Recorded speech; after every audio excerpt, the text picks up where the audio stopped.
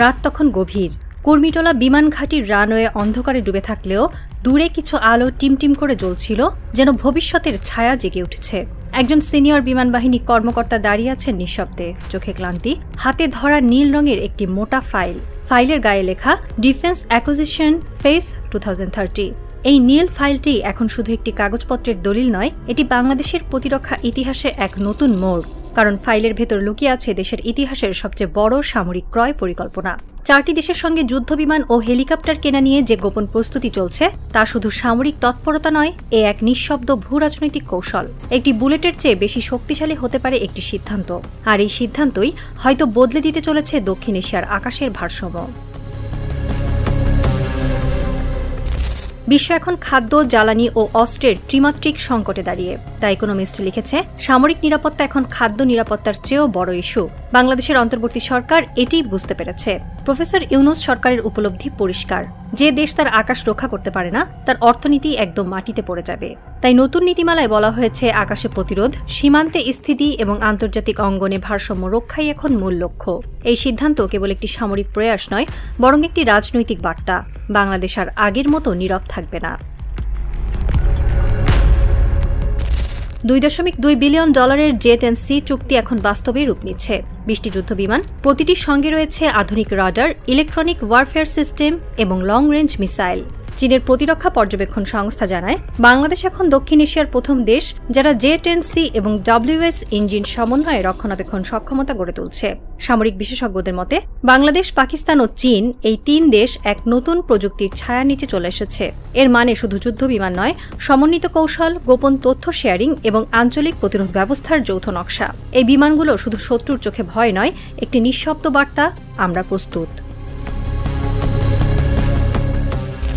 যখন সবাই ভাবছিল বাংলাদেশ হয়তো কেবল পূর্বমুখী হচ্ছে, তখন ইউরোপে এক বিস্ময়। ইতালি থেকে 10টি ইউরোফাইটার টাইফুন যুদ্ধবিমান কেনার আলোচনা এখন প্রায় চূড়ান্ত।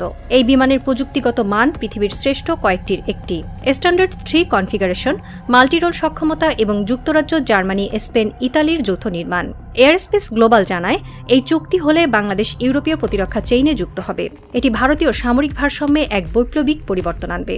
বাংলাদেশের এক প্রতিরক্ষা বিশেষজ্ঞরা বলছেন, যদি জেট-এন্ড-সি আমাদের পূর্বভিত্তিক রক্ষা কবচ হয়, তাহলে টাইফুন আমাদের পশ্চিমা আস্থার প্রতীক।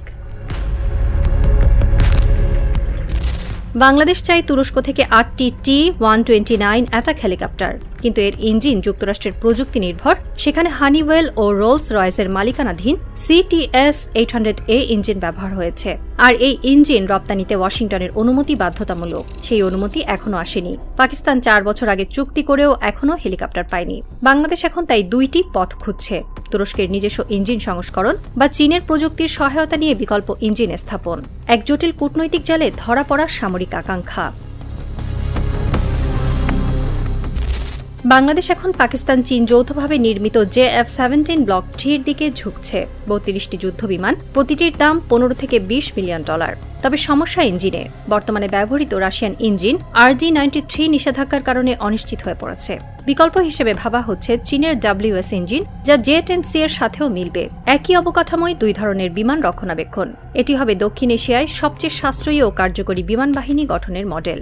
ডিফেন্স নিউজ এশিয়া জানায়, যদি এই ইঞ্জিন পরিবর্তন অনুমোদিত হয়, এটি হবে সুপার এয়ার ফ্লিট তৈরির একটি নিখুঁত কৌশল। প্রফেসর মোহাম্মদ ইউনূস একজন নীরব পরিকল্পক, কারো কাছে বিতর্কিত, কারো কাছে আশার প্রতীক। কিন্তু আজ যারা কথা বলেন তারা সবাই স্বীকার করেন, এই ক্রয় পরিকল্পনার আড়ালে আছেন একজন মানুষ, যিনি চুপচাপ বদলে দিচ্ছেন বাংলাদেশের প্রতিরক্ষা মানচিত্র। তিনি রাজনীতিবিদ নন, কিন্তু তার প্রতিটি সিদ্ধান্ত রাজনৈতিক। তিনি সেনানায়ক নন, কিন্তু তার চিন্তা সামরিক কৌশলের অঙ্কে সিদ্ধ।